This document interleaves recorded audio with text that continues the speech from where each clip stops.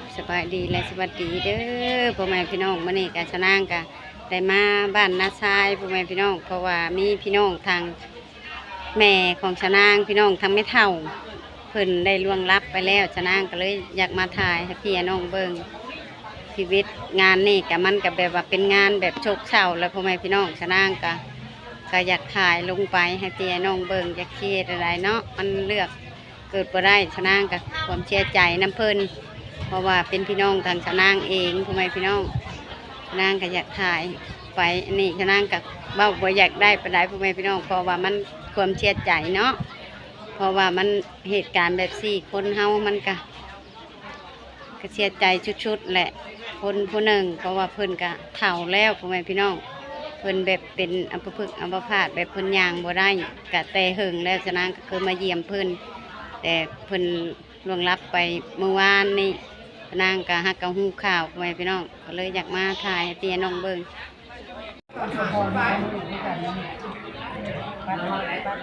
เอาว่าหักเรายังไม่ได้เสียเราเพราะว่าวันประหัสเราเสียวานนี่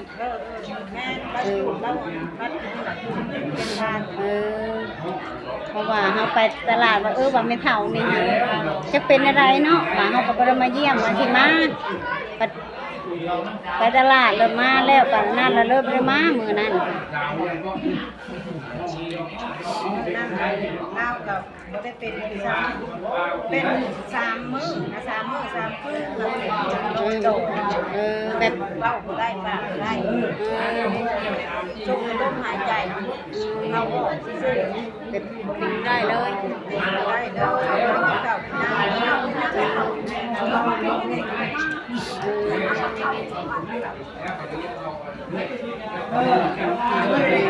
น้องทางชะนางแหละนี่เพิ่นก็เฒ่าแก่แน่เนาะอายุเพิ่นจักปีก็ปะ77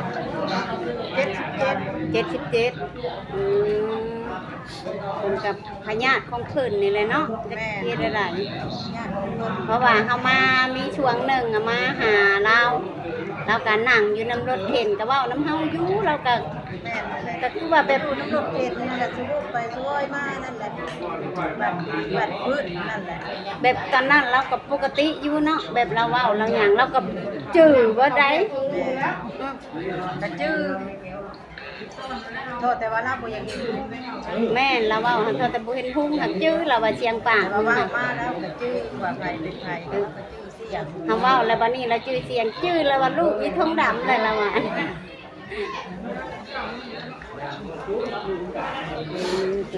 ั่นแหละอายุ77ของแม่พี่น้องอายุของแม่ตู้เราแม่ใหญ่ยังก็ชื่อเราค่ะแม่ดวงใจแม่ใหญ่ดวงใจอุ่นใจแม่ใหญ่อุ่นใจแม่ใหญ่อุ่นใจอายุ77 ปีพี่น้องทางแม่เฒ่าของชาวนางของแม่พี่น้องเพิ่นแบบเป็นอัมพฤกษ์อัมพาตนี่แหละว่าเป็นเบาหวานนำแบบเพิ่นอยู่แต่น้ำรถเข็นมันก็หลายเดือนหลายนั่นแล้วเพิ่นก็ได้แล้วจะปีคนหลังจากเราอยู่กับรถเข็นนี่ได้จักเดือนปะ6 เดือนเนาะ6 เดือนเราเป็นเดือนที่7เราเป็นเบาหวานจักปีแหละแต่ละได้6 เดือนที่โอ้3 ปีเบาหวานมันสิอยู่เหิงอยู่แต่เราหักแบบระย่างบ่ได้เนาะเราอยู่แบบเราอยู่น้ำรถเข็นนะเราเว้าเฮาลืมแต่นั้นเราก็บอกให้อยู่ไปอยู่ในรถเข็นย่างบ่ได้จักอันนี้หรือว่านี่เดี๋ยว7 เดือนนะนี่ได้7 เดือนย่างได้เลยนั่นไปก็มันแบบไปแบบมาไปโม่นั่นเมื่อนั่นกันหยกก็ทำต่อมาเนี่ยก็มาแล้วเขาเสียค่าก็ไปกินก็ได้อยู่แล้วข้าวนะเพิ่นไปตักบาตรบ้านน้อยแล้วก็ก่อนบาตรแล้วท่านอยากเอาน้ำก็มาเพราะว่ามันบ่มีไผเบิ่งลาวเลยเนาะเนี่ยกำ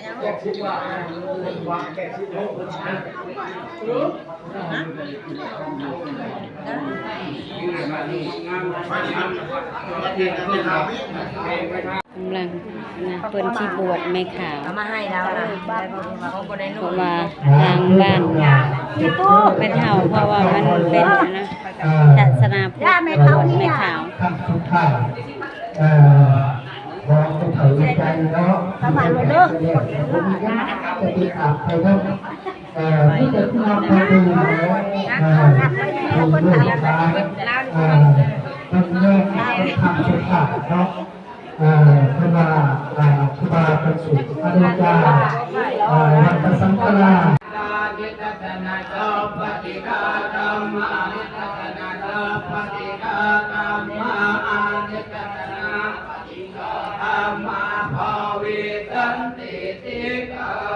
ภูมิมานังเทวานังสัตตังสุตวาจาตุมาติกาเอวะสัตตมนุษย์เวทุงนาตุมาติกานังเทวานังสัตตัง กำลังพื้นที่บางพื้นที่เอาศพลงเพราะว่าพี่น้อง อันนี้โต๊ะนึงล่ะ ไม่ใหญ่ไม่ใหญ่ชมไม่ใหญ่ดวงใจไม่ไหนไม่ใหญ่ชมใจ ยังโต๊ะคงเลยเฮ้ย ไม่ใหญ่ชมใจแล้วมีรวงรับไปกำลังพื้นที่ศพไปชมจากการมานี่เลยคุณเฉียเมื่อวานนี่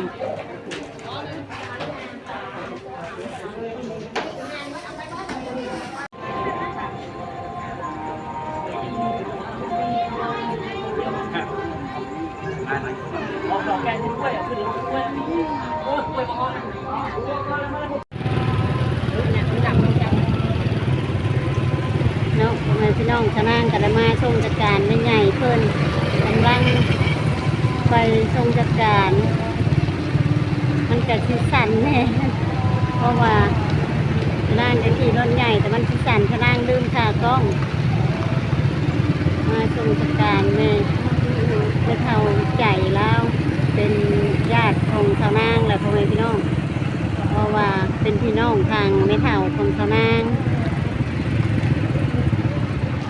มันก็พอดีแดดตอนนี้ก็แดดนี่หรอ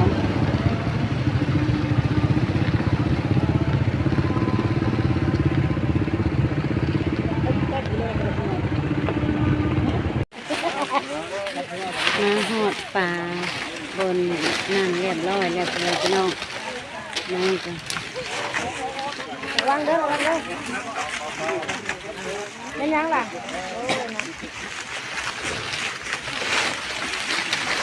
หอดป่าที่เรียบร้อย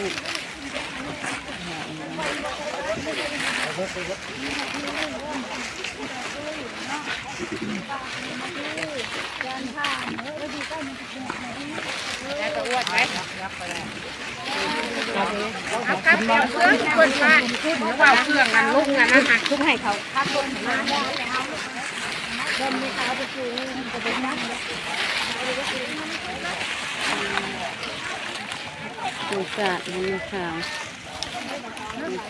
กับลาย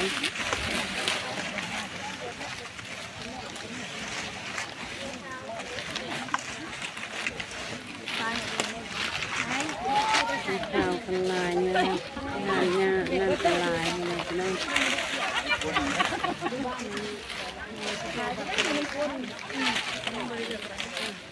มาเข้ากันนำเข้าไปเลยเพราะ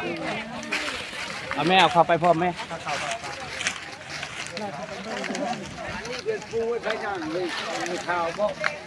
แล้วนั่งก็ได้เพราะ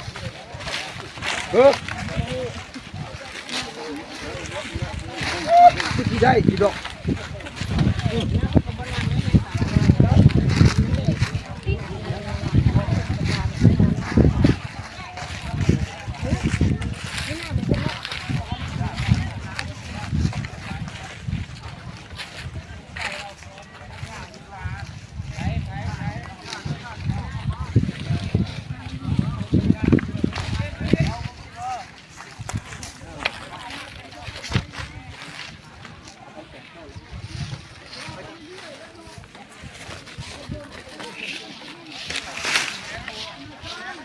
ในคำสุดท้ายเราต่างๆเนาะอันนี้ก็เป็นบุญของเพิ่นเนาะเราจะมาเองเด้อโอ้มีการปลื้มเนาะกี่กว่าเพิ่นแต่ก็ที่ได้ไปสวรรค์นี่ดอกประกอบด้วยการให้ทานการรักษาศีลของเพิ่นเนาะเฮากับบ่ได้เป็นห่วงน้ำเพิ่นบ่ได้เอา ถือว่าเพิ่นก็ไปดีแล้วนะเนาะคนเฮาเนาะทุกสัตว์สั้นเพิ่นว่าในทวีปโลกาเพิ่นว่าสื่อว่าคนจิตใจสูงกว่าทุกอันทั้งค่ายเพิ่นว่าเนาะเกิดแก่เจ็บตายนั่นอนิจจังมันบ่เที่ยงเพิ่นว่าเนาะทางสิลบหลีกเลี่ยงไปได้แม่นบ่มีแล้วเพิ่นว่าเนาะอาตมาก็สิขอถือโอกาสเนาะให้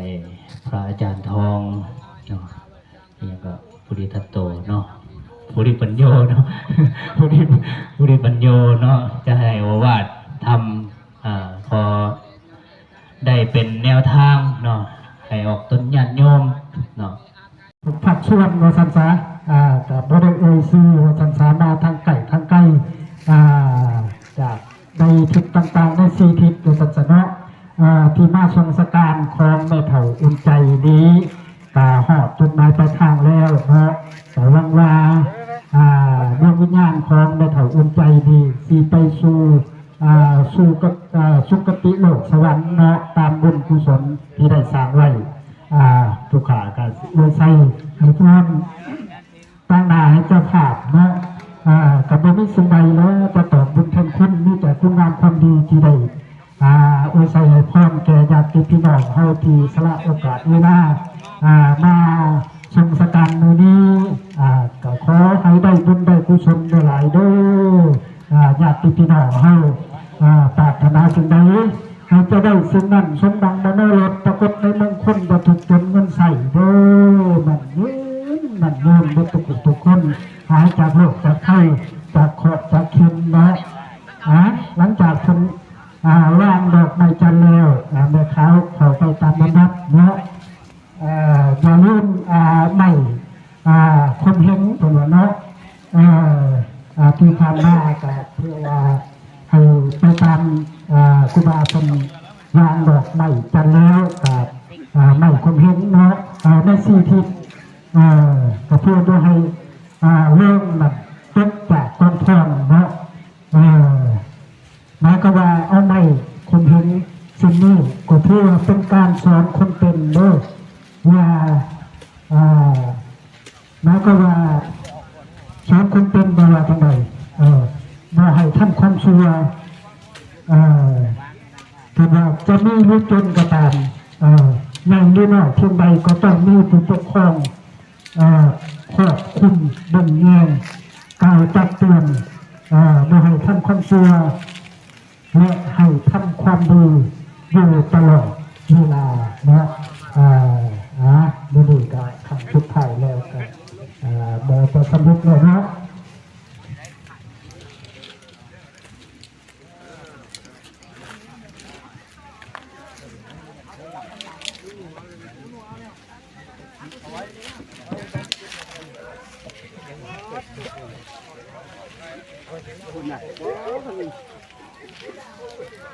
ทรงจัดการในข่าวอุ่นใจทางพี่น้องพนางก็เลยจะมาถ่ายคลิปมาที่น้องเบิ่ง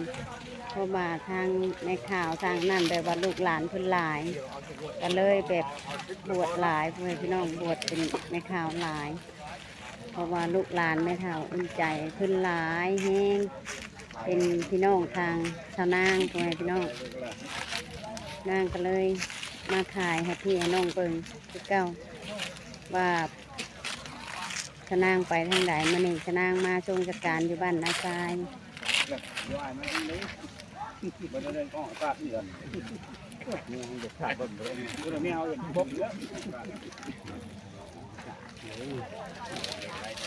โอ้เขาก็เบิ่งครับเห็นแล้วลองได้เนาะนี่ผ่านอยู่เป็นยากเนี่ยเห็นเนาะแล้วเขาดินครับเลย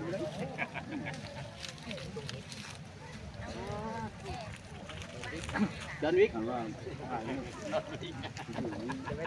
ดันวิกคือเลยเก็บหูไว้นะ